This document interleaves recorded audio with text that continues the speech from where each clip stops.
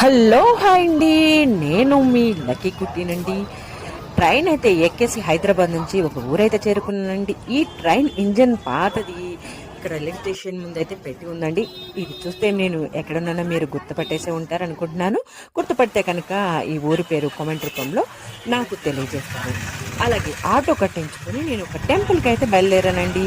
ఆటోలో వెళ్తూ వెళ్తూ ఇలా బ్రిడ్జ్ మీద వీడియో అయితే తీశాను.